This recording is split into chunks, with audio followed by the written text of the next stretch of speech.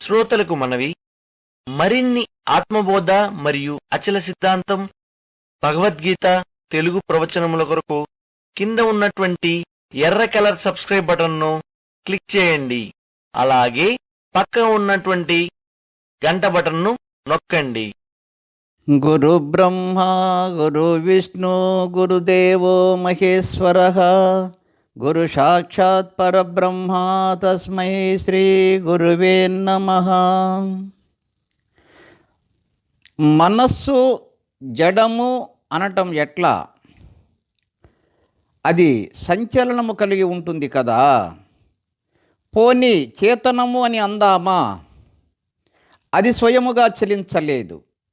బ్రహ్మము యొక్క సామీప్యంలో మాత్రమే చలనము గతులను స్వీకరించగలుగుతూ ఉన్నది. అది చేతనమే అయి ఉంటే ఇక దానికి జడరూపమైన జ్ఞానమే, పరిమితమైన ఖండమైన జ్ఞానమే ఉండేది కాదు. అందుచేతనే అది జడము కాదు, చేతనము కాదు అని మొట్టమొదటే చెప్పాను. అట్టి మనస్సు ఎప్పుడైతే వ్యక్తమవటం జరుగుతుందో అప్పుడే ఈ జగత్తంతా కూడా జడచేతనములకు విలక్షణమై ఆవిర్భవిస్తూ ఉన్నది. మనస్సు ఏకరూపమైనప్పుడు భ్రాంతి రూపమును త్యజించి బ్రహ్మాకారమును పొందినప్పుడు ఇక ఆ మరుక్షణం ఈ జగత్తు ఇట్లు ఉండదు. అనగా అట్టివాని దృష్టిలో జగత్తు లేనిదే అగుచూ ఉన్నది. ఇందలి అనేకత్వము పదార్థత్వము నశించుచున్నది. అనగా ఈ జడచేతన జగత్తంతా స్వస్వరూపాత్మ యొక్క సంప్రదర్శన విలాసంగా అనుభూతమవగలదు. అట్లుగాక మనస్సు మలిన జలనంలాగా కలుషితమైనప్పుడు ఆ మనస్సే జగత్తుకు కారణరూపంగా ఇదంతా ఇట్లు తోచుటకు కారణముగా రూపొందుచున్నది. అట్టి కలుషితమైనట్టి సమిష్టి రూప మనస్సు నుండి ఈ కనిపించే జగత్తు అంతా ఉత్పన్నమై ఉన్నది సుమా. దోషదృష్టి జడదృష్టి తొలగినాయా? అప్పుడు ఈ మనస్సే బ్రహ్మమేగుచూ ఉన్నది. ఈ మనస్సు జగత్తుకు కారణం అనటం కూడా సమంజసమే అనిపించుకోదు. పోనీ బాహ్య పదార్థజాలమే ఈ సంసారమునకు కారణము అందామా? బాహ్య పదార్థమంతా జడరూపమే కదా. జడమైనది ఒకానొక కర్తృత్వమును ఎట్లా నిర్వర్తించగలదు చెప్పు? అందుచేత సంసారమునకు దృశ్యమే కారణం అనటం యుక్తియుక్తం కాదు. జడమాత్రముకు మనస్సు సంసారమునకు కారణం కాజాలదు. కనుక జడము చైతన్యము కూడా కానట్టి మనోవిభాగమే పదార్థములకు కూడా కారణమగుచున్నది. చిత్తము లయిస్తే జగత్తు కూడా లయించుచున్నది. చిత్తము లేని వానికి జగత్తే ఉండదు. ఇక్కడ రహితం కావటం అనగా నిర్మలమగుట అని అర్థం. కాలము ఒక్కటే అయ్యి ఋతుభేదంచే అనేక రూపములు ధరించుచున్నట్లు ఒకే మనస్సు వివిధ కర్మలచే చిత్తము, అహంకారము మొదలైన వివిధ నామములను ధరిస్తుంది. మరి ఈ జీవుని దుఃఖింపజేయటంలో అహంకారం, ఇంద్రియాలు, క్రియలు, దేహముల పాత్ర ఏమిటి? అవన్నీ మనస్సు కంటే వేరే కదా. మనస్సు యొక్క పాత్ర ఏమిటి అంటావా? మనస్సుతో సంబంధం లేకుండానే ఈ అహంకారము, ఇంద్రియములు, క్రియలు, దేహములు జీవుని బాధిస్తున్నాయి అని అంటావా? ఆహా! మనస్సు లేనప్పుడు కూడా అవి ఇతనిని క్షోభింపజేయగలిగితే అప్పుడు మనస్సు కంటే అవన్నీ వేరు అని నేను కూడా ఒప్పుకుంటాను. కానీ అట్లు జరగడం లేదు. కనుక మనస్సు కంటే అవన్నీ వేరు కాదు. ఎవరైనా దేహము వేరు, మనస్సు వేరు, జీవుడు వేరు అని వాదిస్తూ ఉంటే అటివారు యథార్థ వస్తువును ఎరిగిన వారు కాదనే మా అభిప్రాయం. జ్ఞానమునకు సంబంధించిన ఉత్తమ శిక్షణ పొందకపోవుట చేతనే వారు అట్లా వాదిస్తూ ఉన్నారు. మనస్సే దేహానుభవము అను వేషము వేస్తుంది. జీవుడు అని మనం పిలుస్తూ ఉన్నది, అంటూ ఉన్నది ఆ మనస్సునే. మనశ్శక్తి సర్వవ్యాపకమై ఉండుటచే కుతర్క శక్తి కూడా మనస్సు అనే దేవుని ఉండే ఆ దేవుని ఎందే ఉండి ఉంటుంది. శుద్ధ బ్రహ్మమునందు జడత్వ రూపముకు కలుషిత శక్తి ఉదయించిన మరుక్షణం ఈ జగత్ వైచిత్ర్యమంతా కలుగుతూ ఉంది. చేతనము అయినట్టి సాలిపురుగు నుండి జడముగు సాలితంతువులు అంటే దారం ఉత్పన్నమగుచున్నది కదా. నిత్య జ్ఞాన స్వరూపుడైన పరబ్రహ్మము నుండి మరో రూపమగు ప్రకృతి జననం పొంది రూపుదిద్దుకుంటుంది. అవిద్యా కారణం చేతనే కుతర్క వితర్కములైన అనేక భావనలు చిత్తమునందు రూఢి పడుతూ ఉన్నాయి. బ్రహ్మము యొక్క పర్యాయ వృత్తులే జగత్తు. కానీ భ్రమచే జగత్తు బ్రహ్మమునకు వేరైనదిగా తలచబడుచున్నది. అనగా మనస్సు యొక్క వాస్తవ స్వరూపము ఆ బ్రహ్మ చైతన్యమే. కనుక ఈ ఎదురుగా కనపడేదంతా జడచేతనములతో సహా ఆ బ్రహ్మ చైతన్య విన్యాసమే. నిర్మలమగు పరబ్రహ్మం ఒక్కటే ఈ జీవ మనోబుద్ధి అహంకార రూపములుగా ప్రసిద్ధికెక్కుచున్నది. అది ఏ లోకంలో చేతనమని, జీవమని, చిత్తము అని, జడము అని ఇంకా అనేక సంజ్ఞలచే పిలువబడుతూ ఉన్నది. ఈ విషయంలో సంశయము అవసరము లేదని చేతులెత్తి ప్రకటించుచున్నాను. ఆ బ్రహ్మ చైతన్యం ఈ విధంగా అద్వితీయం, నిత్య నిర్మలం. ఒక ఎడారిలో ప్రచండ సూర్యతేజము కారణంగా ఉత్పన్నమైన మృగతృష్ణ ఆ సూర్యతేజమును ఆవరించినదై జలభ్రాంతిని కలుగజేయటం జరుగుతుంది కదా. అట్లే జడమగు మనస్సు స్వయం ప్రకాశవంతమైన బ్రహ్మమును ఆవరించి వేసి ఉండగలుగుతుంది. మనస్సు యొక్క జడమునకు సంబంధించిన అంశమే ఆ బ్రహ్మమును మరుగుపరచి ఉంచుతుంది. అట్టి మరుగయే జగత్తుగా ప్రాప్తిస్తుంది. ఈ విధంగా మనస్సే జగత్తునకు కారణం అని నీవు చెప్పినది అక్షరాల నిజమే. ఈ జగత్తు బ్రహ్మరూపమే. అయితే మనస్సే జగత్తు అని ఆకృతిని పొంది ఒకచోట మనుష్య రూపముగాను మరొక చోట దేవతా రూపముగాను రూఢి పొందుతున్నది. ఒకచోట రాక్షస రూపంగాను మరొక చోట యక్ష రూపంగాను ఇంకొక చోట గంధర్వ రూపంగాను కిన్నెర రూపంగాను అవతరించుచున్నది. అంతేకాదు ఈ మనస్సే భిన్న భిన్న ఆచారములుగా, పంచభూతములుగా, గ్రామ నగరాది రూపములుగా విస్తరించుచున్నది. మహావిశాల రూపమై కూడా మనస్సే వ్యక్తమగుచున్నట్లు మేము దర్శిస్తూ ఉన్నాం.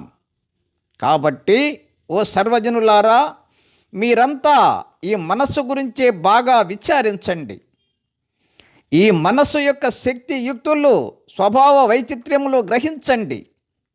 అట్టి మనస్సును పరిశీలించటం వదిలి గడ్డి పరక, కొయ్య, లతల వంటి ఈ స్థూల దేహముల గురించి, ఎదురుగా కనిపించే ఆయా దృశ్య సంబంధ వ్యవహారముల గురించి మాత్రమే విచారించడం చేత వచ్చే ప్రయోజనమేమీ ఉండదు. సర్వవ్యాపకమగు ఈ జగత్తంతా మనస్సు చేతనే పరిపూర్ణమై ఉన్నది.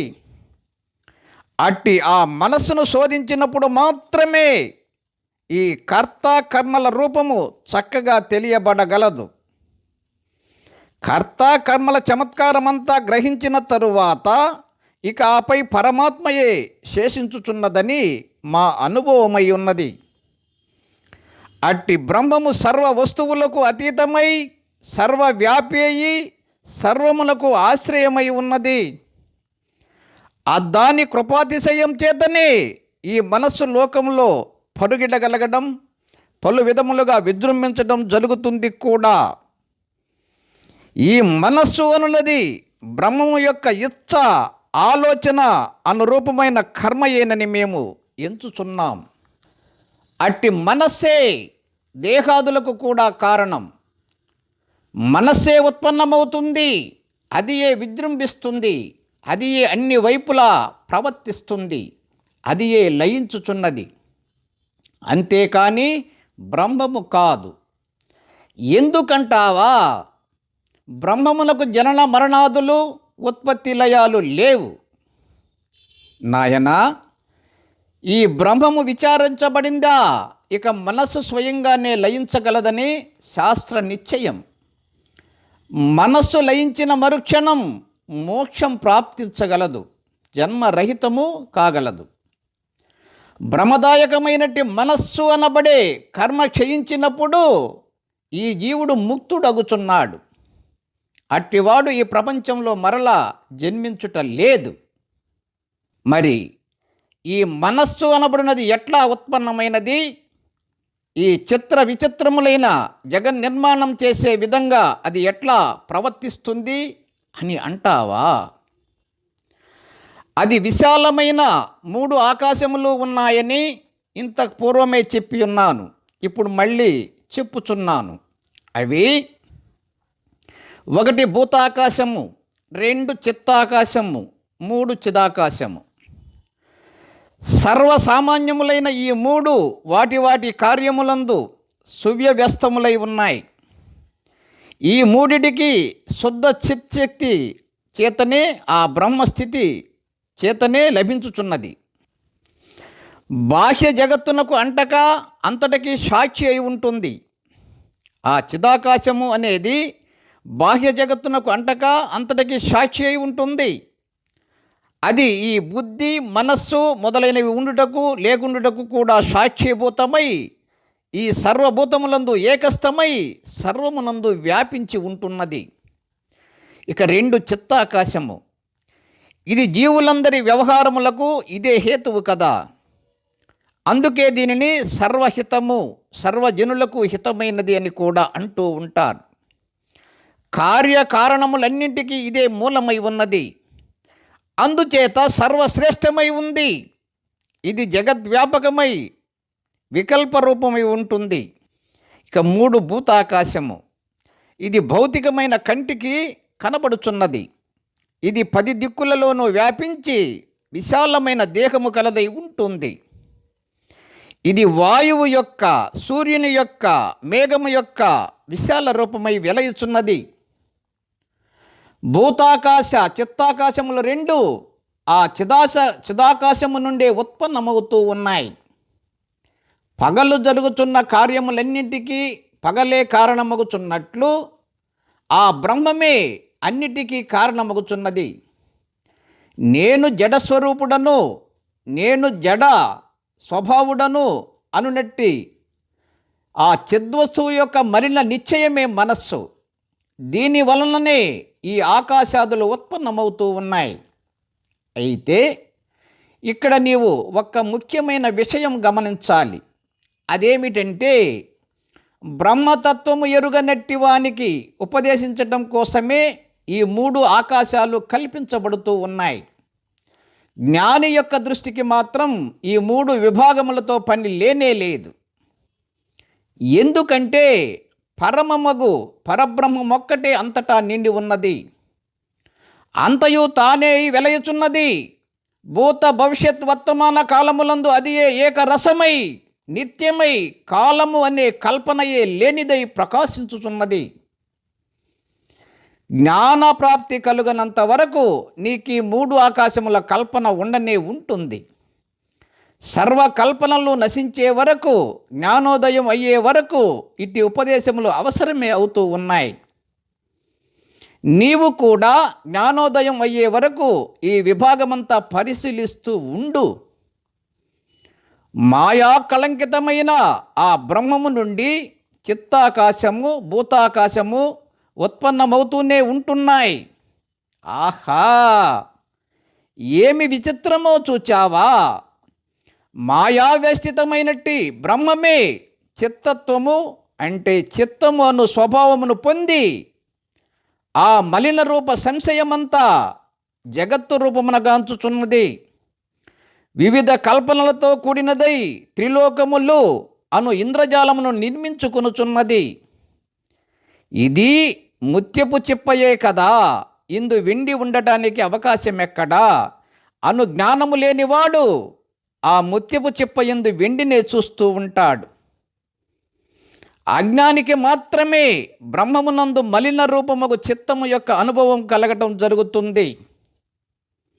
లోకంలో అజ్ఞానము అనే దోషము మాత్రమే బంధము కలుగుచున్నది. ఆ అజ్ఞానము అనే దోషము వలన మాత్రమే ఈ బంధము అనేది కలుగుతూ ఉన్నది. జ్ఞానము అను బలముచే మోక్ష రూపమగు జన్మరహితమగు ఆనందము సిద్ధిస్తూ ఉన్నది. ఈ జగద్రూపము యొక్క రహస్యము ఇంత మాత్రమేనని గ్రహించు. వివేకము పొందిన చిత్తము క్రమంగా సంసార స్థితిని తన యొక్క చిత్తత్వమును త్యజిస్తుంది. అప్పుడు ఆ చిత్తములో అకృత్రిమమైన ఆనందం వెల్లివేస్తుంది. అందరి పట్ల స్నేహభావం స్వయముగా పెంపొందించుకుంటుంది. ఇంతవరకు తన యందు చోటు చేసుకున్న మోహము, ద్వేషము, లోభము మొదలైన అజ్ఞాన వీచికలను గుర్తు తెచ్చుకొని, ఆహా, మిథ్యా వికల్పములతో రచించబడుచున్న విషయములచే నేను ఇంతకాలం ఎంతగా వంచింపబడ్డాను. ద్వేషము, ఆవేశము, కోపము, రాగము మొదలైనవి ఎంతటి హాస్యాస్పదమైన విషయాలు అని ఈ జీవుడు ఆశ్చర్యపడుతూ ఉంటాడు. వివేక ప్రాప్తిని పొంది సర్వవ్యాపక బ్రహ్మమునందు విశ్రాంతి పొందిన చిత్తములకు ఇంత పూర్వపు ఈ సంసార అనుభవమంతా హాస్యాస్పదంగాను స్వప్నమాత్రంగాను ఉంటూ ఉంటాయి. నేను పడ్డ ఈ కేశములన్నీ, ఈ దుఃఖములన్నీ నా అజ్ఞానము యొక్క పరిణామమే కదా అని అతడు గ్రహిస్తాడు. అజ్ఞానము యొక్క విచిత్రమైన లీలలు చూచావా? ఈ చిత్తము తన కోర్కెలను అనుసరించి తనను తానే బాధించుకొనుచు పరుగులు తీయుచూ ఉన్నది. జీవుడు బ్రహ్మపదము పొందవలెనని లక్ష్యము పొంది ఉన్నప్పటికీ వాసన రాహిత్యము అతడు పొందనంత వరకు అతని చిత్తము దుర్విషయముల అభ్యాసముచే క్షోభ చెందుతూనే ఉన్నది. చిత్తములన్నీ సంసార అరణ్యంలో పరుగులు తీస్తూ ఉన్నాయి. ఈ జీవుని దుఃఖములను విస్తరింపజేయుచున్నది మనస్సే. అది అనేక ఆవేదనలను తన యందు దాచుకున్నదై మిక్కిలి భిన్నముగా అటు ఇటు పరుగులు తీస్తుంది. పట్టు పురుగును గమనించావా? అది తన చేత నిర్మించబడిన గూటి యందు తానే చిక్కుకొని బాధపడుతూ ఉంటుంది. ఈ మనస్సు కూడా తన నుండి బయలుదేరిన సంకల్ప వాసనాదుల చేతనే బంధింపబడి అనేక వేదనలకు గురియగుచున్నది. ఊరకుక్కను గమనించావా? అది ఎందుకో ఏమిటో తెలియకుండానే వీధులలో చుట్టి చుట్టి పరుగులు తీస్తుంది. బాలుడు భవిష్యత్తులోని సాధక బాధకాలు తెలియక దుష్ట పదార్థములను భుజించటం, దుష్ట ప్రదేశాలలో సంచరించడం చేస్తూ ఉంటాడు. ఈ మనస్సు ముందు వెనుకలను ప్రయోజన నిష్ప్రయోజనములను చూచుకోకుండానే అనర్థములను ఆశ్రయిస్తూ ఉంది. అనేక దుఃఖపూరితములైన కార్యక్రమములకు తనను తానే బలవంతంగా సమర్పించుకుంటుంది. చపలమగు కోతి తన చాపల్యం చేత చీల్చబడుచున్న మొద్దులో కాలు పెట్టి యమయాతనలో తెచ్చిపెట్టుకుంటుంది చూచావా? చెంచలమగు మనస్సు కూడా అనేక ఆసక్తులచే రాగద్వేషములను సంచరించుచు అనేక దుర్భర పరిస్థితులన్నీ తెచ్చిపెట్టుకుంటుంది. మరి ఈ మనస్సు తన సాంచల్యము వదలదా? దీని గతి ఇంతేనా అంటావా? నిరుత్సాహపడవలసిన పని లేదయ్యా. దీనిని అభ్యాస ప్రభావం చేత తప్పకుండా వశం చేసుకోవచ్చు. ఓ జనులారా, బాహ్య ఆడంబరములను, వృధా కాలయాపనలను, అల్ప లక్ష్యములను క్రమక్రమంగా తగ్గించుకోండి. మనస్సుకు మౌనం, ప్రశాంతత, సర్వుల పట్ల అవ్యాజమైన ప్రేమ అలవాటు చేయండి. ఈ మనస్సు చిరకాలం ప్రపంచరహిత సమాధిని అభ్యసించాలి. అనగా మీ మనస్సు ప్రపంచములకు సంబంధించిన మననము చేయకుండా చూసుకోండి. ఆ బ్రహ్మ భావననే సర్వము బ్రహ్మస్వరూపంగా దృఢం చేసుకోవాలి. ఇక వేరే ఉపాయం లేదు. మనసు యొక్క ప్రమాదము వలననే ఈ జీవునకు అనేక దుఃఖములు పర్వతమంత ఆకారంగా వృద్ధి చెందుతూ ఉన్నాయి. ఈ మనసు వశీకృతమైనదా, ఇక మిగతా జాడ్యమంతా తనంతట తానే నశిస్తుంది. మానవుడైన వాడు శాస్త్రములను చక్కగా గ్రహించాలి. ఉత్తమమైన సంస్కారములను అలవరుచుకోవాలి. సమభావనను అన్ని వేళలా అభ్యసిస్తూ ఉండాలి. రాగద్వేషములకు విచలితం కావడమును తగ్గించుకుంటూ ఉండాలి. ఇంద్రియముల ప్రభావములను నిరోధిస్తూ దృష్టిని సర్వాత్మస్వరూపుడకు పరమాత్మ వైపుకు సారించాలి. అప్పుడు అతడు తప్పక అతి పవిత్రమగు బ్రహ్మపదమున చిరకాలం ప్రతిష్ఠితుడు కాగలడు. అందులో సందేహమే లేదు. అట్టి బ్రహ్మ సారూప్య స్థితి యందు జన్మాది వికారములు ఉండవు. అది పరమ శాంతిదాయకమైనది. అందు ఈ ఆధ్యాత్మిక, ఆది భౌతిక, ఆది దైవిక తాపములకు చోటు ఉండదు. అట్టివాడు దుఃఖములు పొందడు, విపత్తులకు విచలితుడు కాడు. ఓయి మానవుడా, ఈ జన్మయందే ఇప్పుడే ఉత్తమమైన ప్రయత్నములు విచారణలచే అట్టి బ్రహ్మీ స్థితిని ప్రాప్తింపజేయు విషయమై ఎందుకు శ్రద్ధ కలిగి ఉండరాదు? చిత్తమును జయించి జ్ఞానస్థితిని పొందుటకు ఇంతకన్నా ఉత్తమమైన అవకాశము ఎక్కడున్నది? సముద్రములో తరంగములు ప్రకటితమగుచున్నట్లు ఆ పరమ పదమగు బ్రహ్మము నుండే ఈ మనస్సు అనున్నది ప్రకటితమగుచున్నది. మనస్సు లేదు అని, మనస్సు తప్ప మరింకేమీ లేదు అని కూడా చెప్పవచ్చు సుమా. మనస్సు లేదు అనేదానికి మనస్సు వాస్తవానికి లేదు, బ్రహ్మము మాత్రమే ఉంది. అయితే మనస్సుగా ప్రాప్తించేదంతా బ్రహ్మం గురించిన ఏమరుపు, అజ్ఞానము యొక్క వికాసము మాత్రమే అయి ఉంది. మనస్సు తప్ప మరింకేమీ లేదు అనే భావానికి వచ్చినప్పుడు శుద్ధ బ్రహ్మమే ఇట్లు స్వకీయమైన ఇచ్చచే సువిశాల దృశ్యరూపంగా వివర్తము చెందుచున్నది. కనుక ఈ కనపడే సర్వము ఆ ద్రష్ట యొక్క మనస్సే. ఈ రెండు వివరణలు సమంజసమే అగుతున్నాయి. జల సామాన్య రూపము ఎరిగిన వానికి జలము వేరు, తరంగము వేరు అను దృష్టి ఉంటుందా? ఉండదు కదా. జ్ఞానుల దృష్టిలో ఈ మనస్సు బ్రహ్మమే అయి ఉన్నది, అంతేకాని ఇది వేరే ఏది కాదు. జలమే ఇట్లు తరంగం అగుచున్నది అనే దృఢభావం లేని వానికి ఈ తరంగము వేరు, ఆ తరంగము వేరు అనే దృష్టి బలపడి ఉంటుంది. అజ్ఞానుల యొక్క స్వకీయ చిత్తమే సంసార భ్రమణకు కారణమగుచున్నది. అట్టి అజ్ఞానులకు ఉపదేశించటానికే మేము వాచకములను, వాచ్యములను కల్పిస్తూ ఉన్నాం. అట్టి భేద కల్పన అంతా ఈ బోధను సునిశ్చితం చేయటానికి, అజ్ఞాని యందు జ్ఞానదీపము వెలిగించటానికి అయి ఉన్నది. పరమాత్మ సర్వశక్తిమంతుడు, నిత్యుడు, సర్వత్రా పరిపూర్ణుడై వెలుగుచున్నవాడు. అట్టి సర్వశక్త్యోపేతునికి సర్వశక్తిత్వమే శోభిస్తుంది, కానీ అల్పత్వము కాదు. అతనిలో లేని వస్తువే లేదు.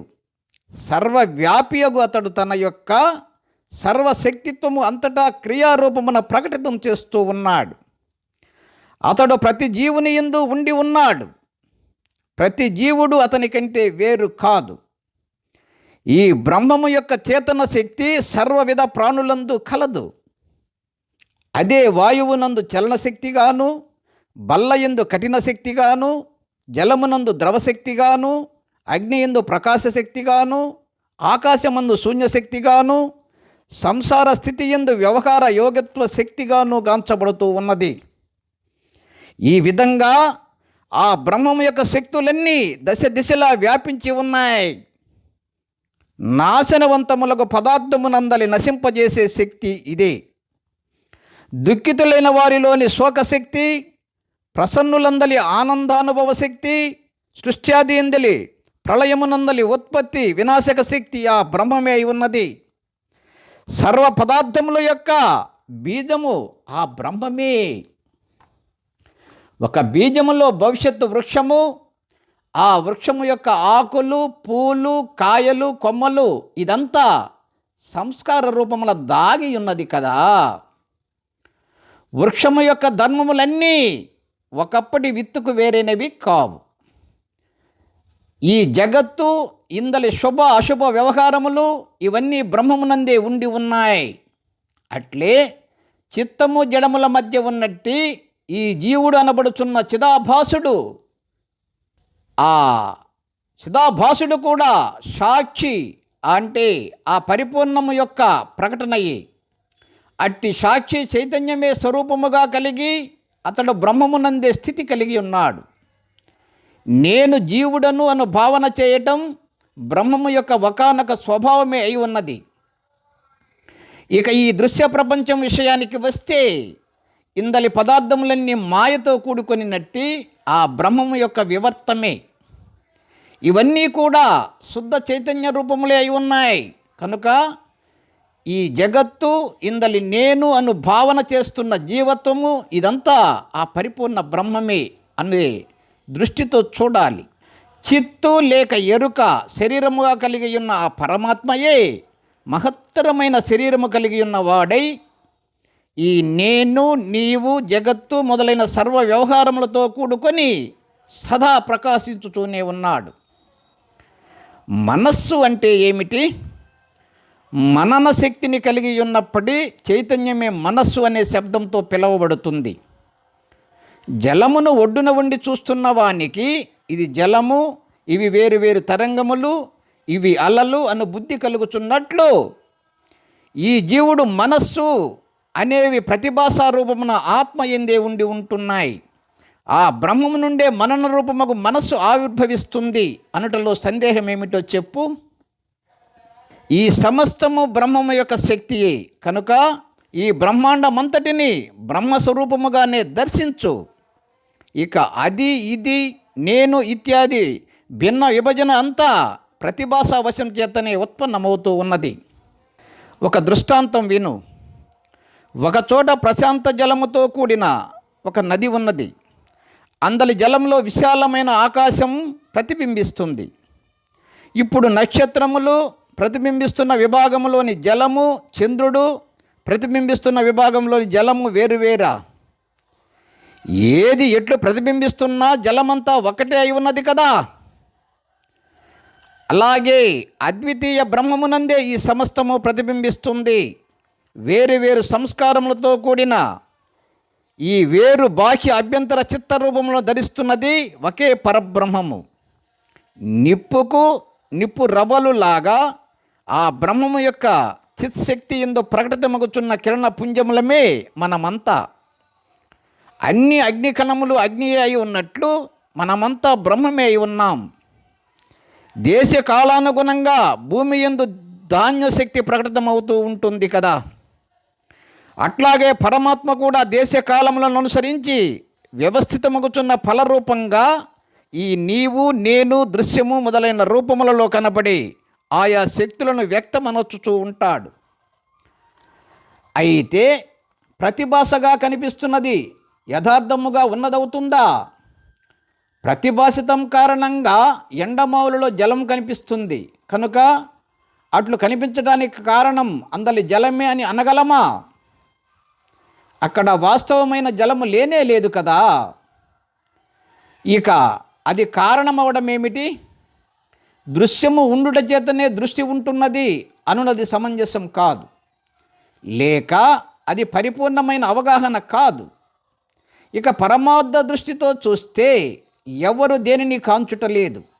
ఎందుకంటే ద్రష్ట యొక్క స్వభావము సత్తయే కదా. ఎక్కడ సత్త మాత్రమే కలదో అక్కడ ఎవరు దేనిని చూస్తారు? ఆ బ్రహ్మసత్తకు అన్యమైన దృష్టి ఏర్పడుతుంటే అందుకు కారణం అజ్ఞానమే అని గ్రహిస్తావుగాక. మరి మేము ఈ దృశ్యమును ఘనీభూతమైన సత్యము వలె పొందుతున్నామే అని అంటావా? కారణం తగినంత విచారణ పరిశీలన లేకపోవుటయి. జ్ఞానులు మీమాంస యొక్క 4 అంగములను ఉపయోగించి దృశ్యము యొక్క సత్యాసత్యములను పరిశీలిస్తూ ఉన్నారు. 1 ప్రతియోగి, అది ఉన్నదా లేదా అను విచారణ. 2 వ్యవచ్ఛేదము, విభాగించి పరిశీలించటం. 3 సంఖ్య, విడివిడిగా పఠించటం. 4 రూపము, వారు ఈ దృశ్య జగత్తును మీమాంసచే పరిశీలించి ఆపై శాస్త్రముల రూపంలో ప్రవచిస్తూ మనకు కూడా చెప్పుచూ ఉన్నారు. ఈ జగద్వైచిత్ర్యములన్నీ స్వయముగా వాస్తవమైనవి కావు. ఇవన్నీ మనస్సు చేతనే కల్పించబడుతూ ఉన్నాయి. మనస్సు బ్రహ్మము యొక్క మనన శక్తియే కనుక అట్టి మనన శక్తి యొక్క కల్పిత దృష్టిచే కనిపిస్తూ ఉన్నా ఇవన్నీ కూడా వివర్త రూపమున బ్రహ్మము నుండి ఉత్పన్నమవుతూ ఉన్నట్లు అవుతున్నది. ఇదంతా బ్రహ్మమే, ఇవన్నీ బ్రహ్మములకు వేరైనవి కావు. ఈ దృశ్యము బ్రహ్మమే అయ్యున్నది. విశ్వం విష్ణు అను విషయమే ఉపనిషత్తులు, సత్యద్రష్టలకు మహర్షులు అనేక రీతులలో ఘంటాపదంగా నిరూపిస్తూ ఉన్నారు. ప్రతిభాసాత్మకమైన ఈ మనస్సుకు అతి విచిత్రమైన ఒక శక్తి ఉన్నది. ఇది ఏ విధంగా దేని యందు ప్రవృత్తమగుచున్నదో అది ఆ విధంగానే ప్రాప్తించగలదు. హైందవుల సృష్టియే ఇందుకు మనకు ఉదాహరణ. అందుచేత నాతో సహా ఈ సర్వము సర్వదా అంతా బ్రహ్మమే అయి ఉన్నది. త్రికాలములలోనూ పరబ్రహ్మమునకు వేరైనది ఎచ్చటా లేదు అనియే నీ మనస్సు అన్ని వేళలా ప్రవృత్తమగుచుండుగాక. దాని ఫలితంగా మోక్షం స్వయంగా ప్రాప్తించగలదు, జన్మరహితము కాగలదు. ఒకడు తనకు ప్రవాహపతితంగా ప్రాప్తిస్తున్న ఆయా కార్యములను నిర్వర్తిస్తూ నాతో సహా సర్వం బ్రహ్మమే అను భావన కలిగి ఉండడంలో ఏమి కష్టం ఉంది చెప్పు? ఏ జలములో అయితే ప్రశాంతత ఉన్నదో అదే జలములో తరంగత్వము కూడా ఉన్నది కదా. తరంగము అనబడేది ఎక్కడో బయట నుండి వచ్చి చేరే ఏదైనా పదార్థము కాదు. చ్యుతి పొందటం అనగా ఈ జగద్భావమును అనుసరించటం, అచ్యుతి పొందటం, అట్టి జగద్భావమును త్యజించి ఉండటం. ఇదంతా కూడా బ్రహ్మము లేక పరమాత్మ యొక్క చమత్కారముతో కూడిన స్వభావమే ఉన్నది. పరమాత్మ యందే ఈ ప్రపంచ కల్పన అంతా ఉండి ఉన్నది. ఇట్టి కల్పన అంతటికీ కారణము జీవరూపమున ఉన్నట్టి పరబ్రహ్మమే కానీ మరిక వేరే ఏది కాదు. కల్లోలముతో కూడిన సముద్రములోని బుద్బుదములు, తరంగాలు, ఆవృతములు అంతా జలమే కదా. జ్ఞానికి అంతటా బ్రహ్మమే వ్యాపించి ఉన్నట్లు అనిపిస్తుంది. వికారవంతమై ఉన్నట్టి ఈ జగత్తునందు పరమాత్మకు వేరుగా ఏదీ లేదు. ఆ పరమాత్మ యందు నామరూప క్రియాత్మకమైన వేరొక సత్త ఎక్కడ నుండి ఎట్లా వచ్చి చేరగలదు చెప్పు? ముత్యపు చెప్పులో వెండి ఉంటుందా? భ్రమచేత మాత్రమే నిర్లిప్త నిరవయవమగు బ్రహ్మమునందు ఉత్పన్నమగుట, నశించుట, ఉండుట, పోవుట మొదలైన దృశ్య వికారములు భాషించుచున్నాయి. బ్రహ్మము వాస్తవానికి నామరూపరహితమే అయి ఉన్నప్పటికీ తన ఇచ్చను అనుసరించే ఈ జగత్ వైచిత్ర్య రూపమున భాషించుచున్నది. అట్లు భాషించుటను తానే గాంచుచు తన శృంఖలములను తానే నిశ్చయించుకొనుచున్నది. మరొక తరుణంలో అఖండత్వమును ఆశ్రయించుచున్నది. కర్త, కరణము, కర్మ, జననములు, మరణములు ఇవన్నీ కూడా ఆ పరమాత్మయేనని గ్రహించు. పరమాత్మకు వేరుగా ఇక్కడ ఏమీ లేదు అని గ్రహించు. ఓం పూర్ణమద పూర్ణమిదం పూర్ణముదచ్యతే పూర్ణస్య పూర్ణమాదాయ పూర్ణమేవావశిష్యతే. ఓం శాంతి శాంతి శాంతి. శ్రోతలకు మనవి, మరిన్ని ఆత్మబోధ మరియు అచల సిద్ధాంతం, భగవద్గీత తెలుగు ప్రవచనముల కొరకు కింద ఉన్నటువంటి ఎర్ర కలర్ సబ్స్క్రైబ్ బటన్ను క్లిక్ చేయండి. అలాగే పక్క ఉన్నటువంటి గంట బటన్ను నొక్కండి.